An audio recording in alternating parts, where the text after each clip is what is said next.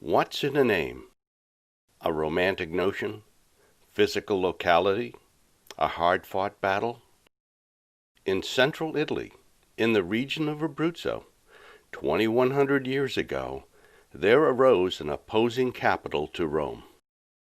One fought for love of country. The other fought for dominance. It was in ancient Corfinium, where the peninsula of land we know as Italy received its name.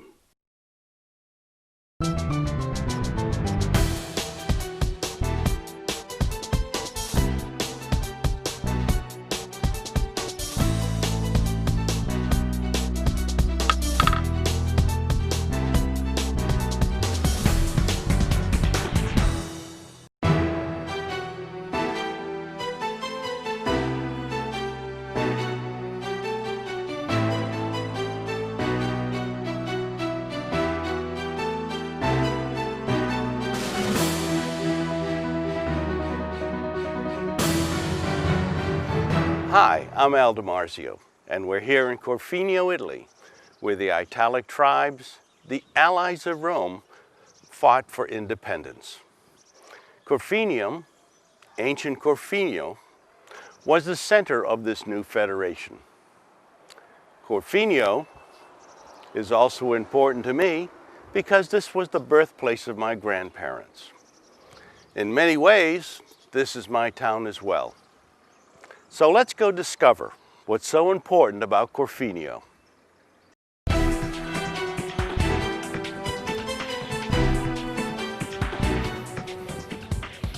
Well, you know, it's about time to have a cup of coffee.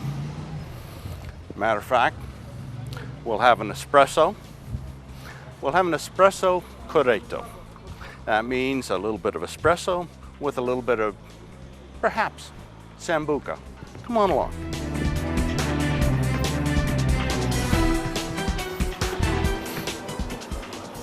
And so this is our cafe corretto, fresh cafe, and a little sambuca. Prego. Grazie, grazie. Salute.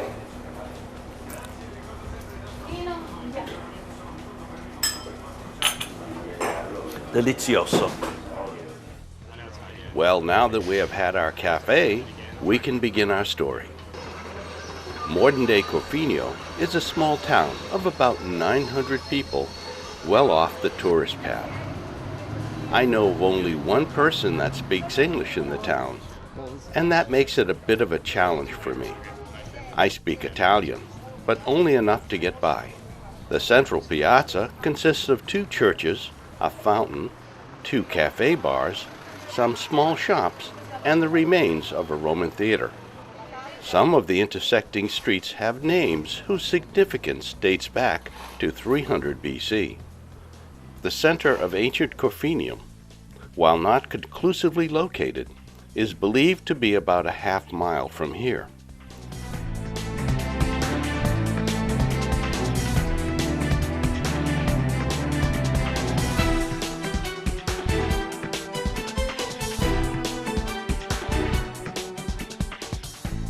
Almost every city, almost every town in Italy has its fountain in the piazza, and Corfinium is no different. We have right behind us here, Fontana della Piazza, which sounds pretty exciting, but really all it means is the fountain in the square.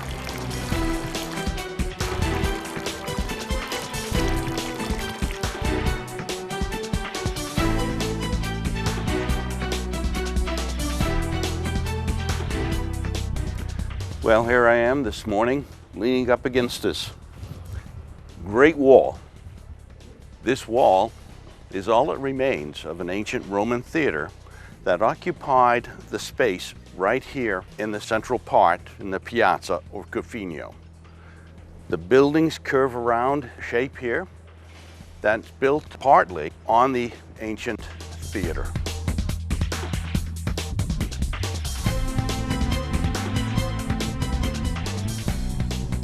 Before we leave the piazza, let's meet the mayor of Corfinium. È una messa a punto problematica. So, So, welcome folks. I'm standing here in the center part of Corfinium with the mayor, Massimo Colangelo. buongiorno, Buongiorno. benvenuti a Corfinio, è una piccolissima città nel cuore dell'Abruzzo dei Parchi della regione verde d'Europa, caratterizzata dall'avere una storia antichissima. È qui che 2100 anni fa il nome Italia indica una nazione, no? Tanti popoli riuniti in uno. Possiamo mostrare nel nostro museo tutte le testimonianze di questa nascita di Italia qui a Corfinio. Sì. Grazie, grazie. Prego. How Italy got its name started 2100 years ago. But let's turn back the clock to 900 BC, when the Italic tribes were living in settlements in these hills. Rome at this time consisted mainly of small farming communities. Now, literature is unsure as to where the original people of Italy came from, but the Sabines are considered to be the most ancient people of Italy. Strabo, the Roman historian and geographer, considered them to be natives. The Sabines governed with justice, ethics, and customs, rather than making a lot of laws. They led simple lives, dispersed on mountaintops in villages and small towns. Descendants of the Sabines in the Abruzzo region were the Pretuzzi, Vestini, Marrucini, Fretani, Pelline, and Marsi. It was the custom that in the spring of each year, groups of younger people would leave their settlements to establish new settlements. Strabo, the Roman historian and geographer, grouped these tribes into a common ancestral race of Samnites.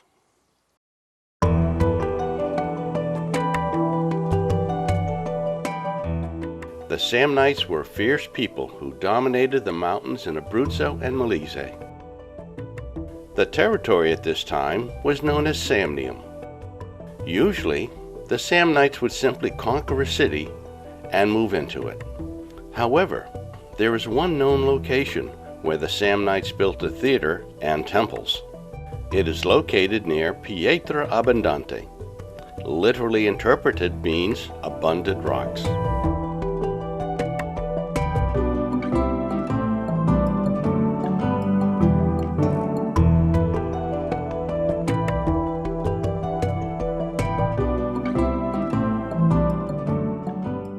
Little remains of the first structures, which date to the second half of the 4th century. This place was used by the Samnites as a place to visit and also a place to worship. It was here that the Samnite warriors swore their dedication to fight until their death. This was a sacred area to the Samnite army. The theater, dating from the end of the 2nd century, has decorative patterns similar to those in Sarno and of the Odeon in Pompeii.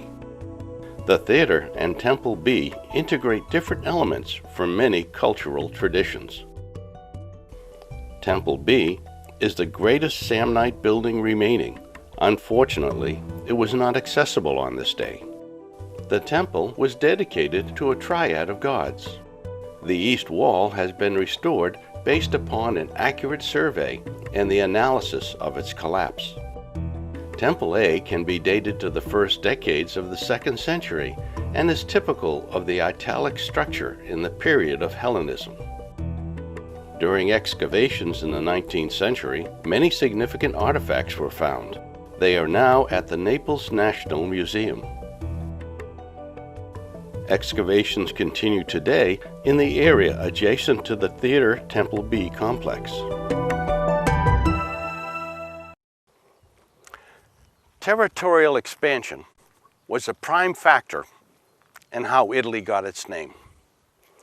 Traditionally, the passage from pastoral life to agriculture has been attributed to King Italus.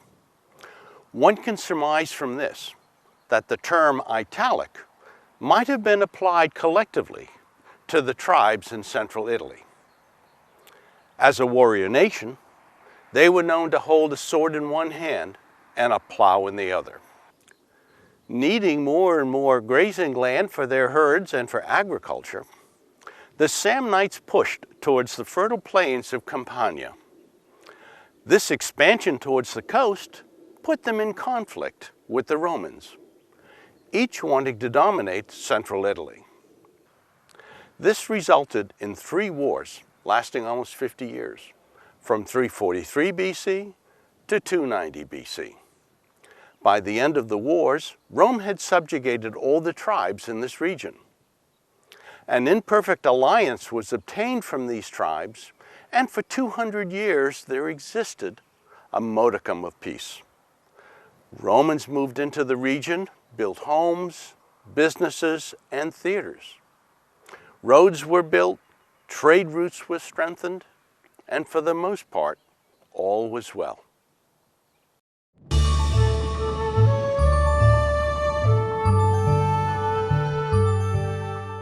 Before we continue with the Pallene Nation, let's take a side trip to Chieti, where we will see the warrior of Capistrano.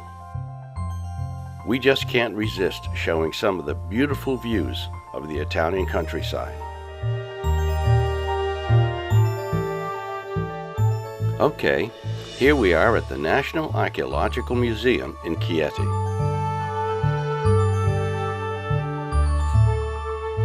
This statue, which we will be seeing, was found in a necropolis not far from Corfinium. It is dated to the 4th century BC.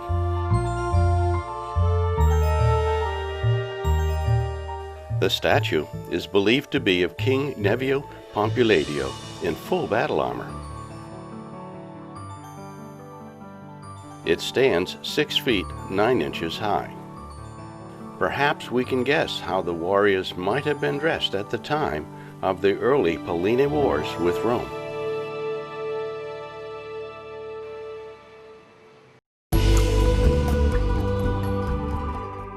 Well, we are back in Corfinium to continue our discovery of the Pallene Nation and their role in how Italy got its name.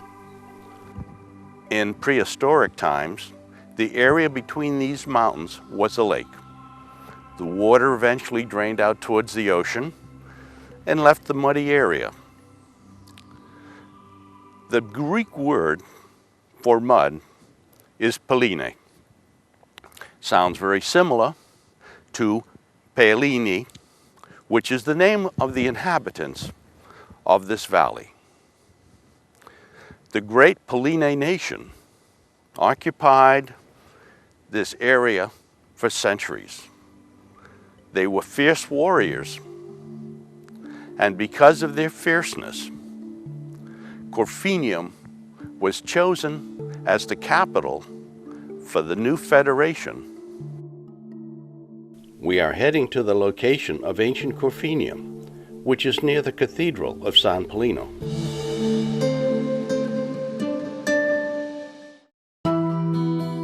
The exploration of the Pallene culture began in 1991 in an area behind the cathedral. However, in 1994, this site was discovered and excavated. This site incorporates a necropolis of the 4th century and worship structures between the 2nd and 1st centuries BC. About 10 years ago, there was an attempt to make this into an urban park. We can see walkways and other artistic structures. Unfortunately, this site has grown weeds.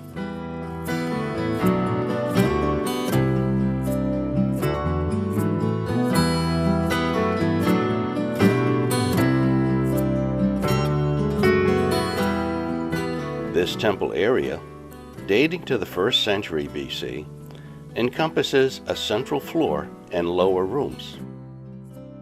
Little remains since building materials were removed during the Middle Ages for other construction projects. These rooms were most likely used to store temple objects. All that remains is this mosaic floor. The marble chips are about a ½ inch square. The floor consists of white marble with a black border around the edge. Another room that may have been used to store votive objects. There was a circular staircase on this side, which was used to gain access to the temple. The function of this portion of the temple area is unclear. It may have served as additional storage or used for cult activities. This smaller temple, once surrounded by a fence, may have been used for sacred rites and in funeral preparation. Physical evidence indicates that the cement walls contained colored geometric designs.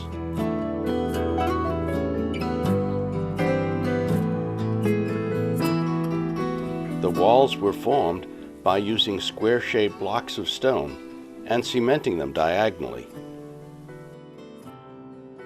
This area is just forward of the necropolis, which dates to the 4th century BC.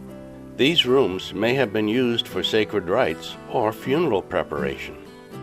Many of the artifacts discovered here are at the Civic Museum, which we will visit shortly. It was the custom at the time for the Roman legion to fill its ranks from the tribes of the allies. Being a Roman soldier could also lead to Roman citizenship. In addition, the spoils of war were distributed in part back to their tribes. By the end of the 2nd century, between 1/2 and 2/3 of the Roman army was made up of soldiers from the Italic tribes. With their share of the spoils of war and the land from the Mediterranean conquests, the tribes became wealthy. When Imperial Rome decided to keep the spoils of war for itself for the expansion of Rome, the Allies protested. However, since the Italic tribes were not full citizens of Rome, they had little to say in the matter. Remember, these were the tribes that were not totally subjugated by Rome, and therefore did not have complete Roman citizenship. As one might expect, there became a great inequality of land ownership and wealth among the Italic tribes. Little by little, the wealth of the Italic tribes declined with little hope of remedy. Thus, in 91 BC, the Italic tribes gathered to establish a new seat of government at Corfinium. This city was chosen because it was the chief city of the fierce Pellene nation. Some literature has described this as being the metropolis of the Pellene. In addition to establishing a Roman forum and senate chambers, it also minted money for commerce and to pay its troops. Corfinium was renamed Italia, at least for a short while. The minted coins of the new federation were inscribed with the word Italia. Thus, the birth of a nation's name happened at a location near this quiet, unassuming town of Corfinio. Well, our story doesn't end there. The federation that was formed from the 8 Italic tribes had a total of 100,000 men, surely a considerable number at that time. In the beginning, the war went well for the Italic tribes, winning battles on 2 fronts. However, Rome began to take the war seriously and committed more troops to the campaign, and eventually turned the tide of the war in 89 BC. By 88 BC, the war was essentially over, except that the Italic tribes continued to fight. The war would have gone on, but Rome made concessions that ended open hostilities in 87 BC. While the Italic tribes lost the war, they did eventually gain full Roman citizenship. Here we are at the Civic Museum of Archaeology. This museum is dedicated to the Pellene nation, the early Romans, and it's all about Corfinium. Let's go in and talk to the curator.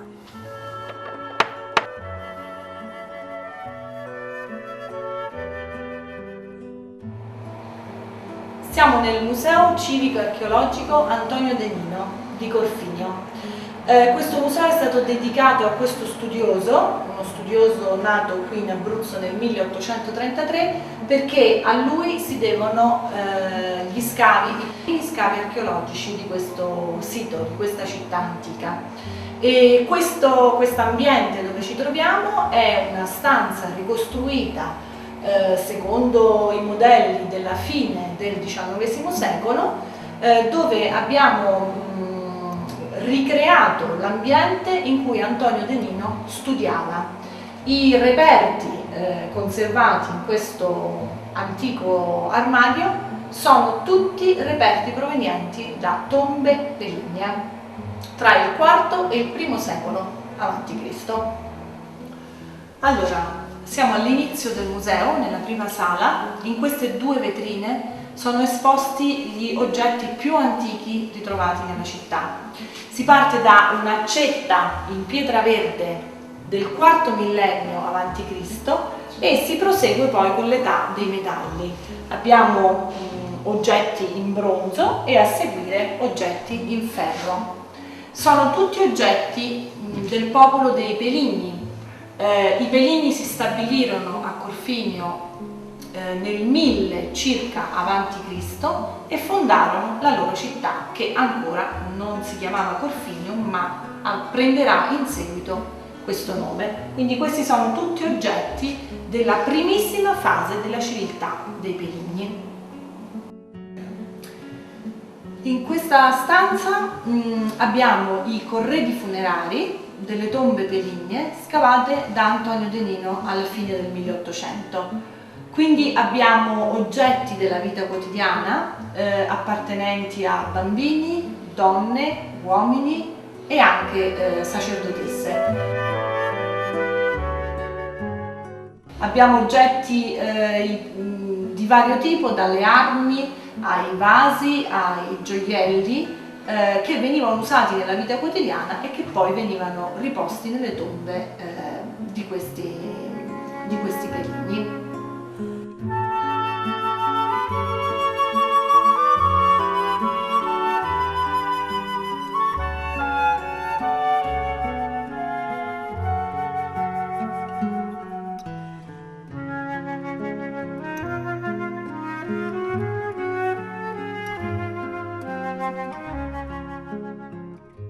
Spesso nelle tombe dei corfiniesi si trovano anfore da trasporto. Questo ci indica che nella Corfinium antica doveva esserci un gruppo di commercianti di grandi dimensioni. Sono state ritrovate decine e decine di anfore da trasporto come queste nelle tombe e addirittura un rilievo raffigurante un commerciante con la sua nave in navigazione.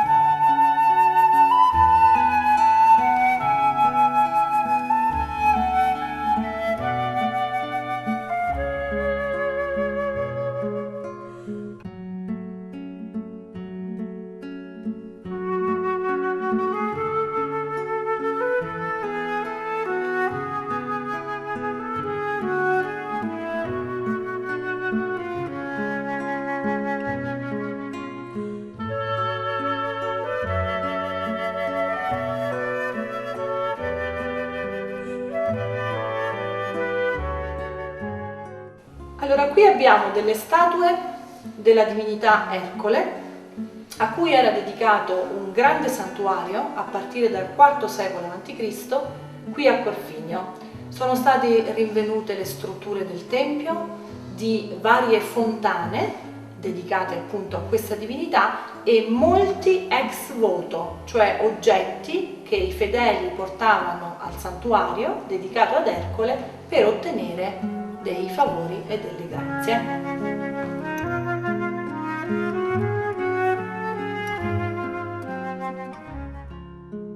Nel 91 a.C. Corfinio fu scelta dai popoli italici per combattere contro Roma, per ottenere la cittadinanza romana.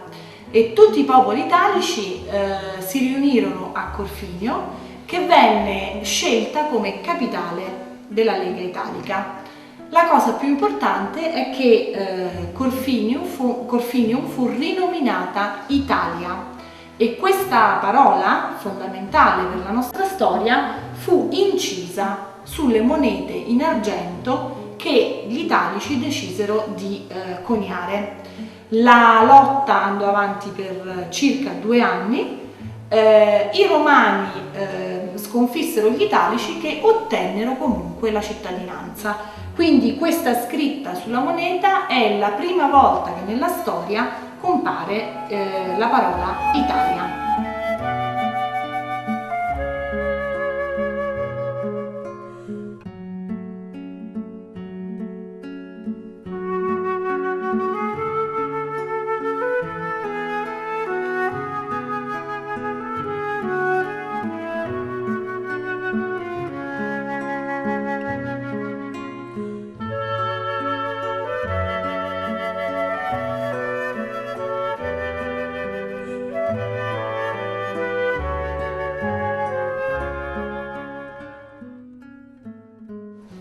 Allora, questa statua dell'imperatore Claudio doveva probabilmente abbellire la scena del teatro romano, che tuttora è conservato nelle cantine sotto la piazza principale del paese.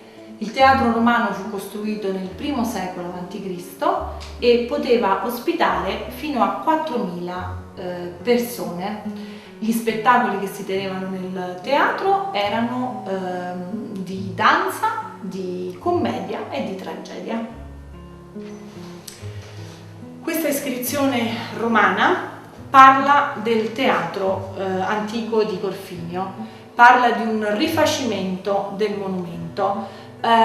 Conserviamo questa iscrizione perché cadde durante un terremoto dal campanile della cattedrale e venne riutilizzata nel 1700 da un vescovo della cattedrale di San Pelino, il quale riutilizzò l'iscrizione romana per farne un suo stemma in pietra.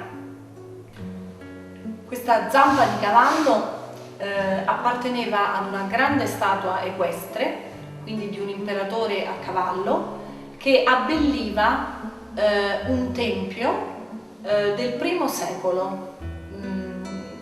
Purtroppo si conserva solo questa zampa in bronzo, perché nel corso dei secoli il bronzo fu riutilizzato per creare armature, armi e monete.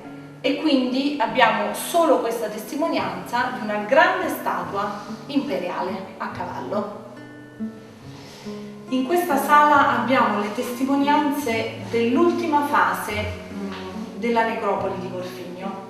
Qui abbiamo soprattutto tombe a incinerazione, e cioè i defunti venivano cremati su un letto funerario e i loro resti bruciati venivano poi conservati dentro a dei vasi o a delle urne, quindi dei vasi in pietra.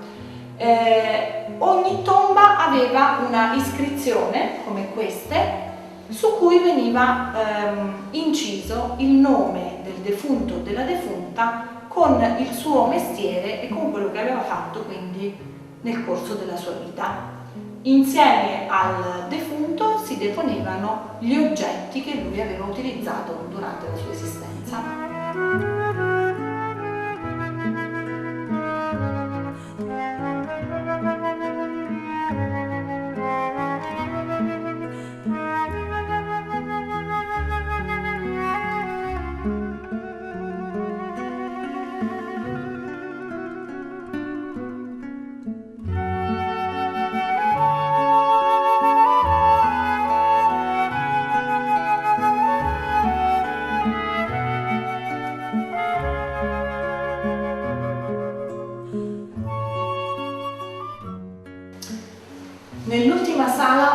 abbiamo i reperti dell'età medievale. Corfinio, come tutte le città italiane, cominciò a decadere a partire dalla fine dell'impero romano e nel V secolo divenne un posto molto povero, la città scomparve, ma fu creata una chiesa in cui risiedeva un vescovo. In questa sala abbiamo dei pezzi di scultura medievale che si riferiscono alle prime chiese corfiniesi e abbiamo i reperti provenienti dalle povere tombe medievali che ci dicono che il paese decadde completamente e divenne sempre più povero. Nel Medioevo poi, con la costruzione della cattedrale, il paese cominciò a avere una nuova vita. The Abruzzo region, and in particular Corfinium, has had an incredibly rich history, not only in the formation of Italy, but also in the birth of this nation's name. These tori, or towers, are mausoleums dating back to 100 AD. We are standing in the approximate location of ancient Corfinium. This plaque states the fact that ancient Corfinium was the capital of the Pallene nation, that in Corfinium, money was minted with the name Italia, and that's where Italy gets its name from. Italia was created here in Corfinium.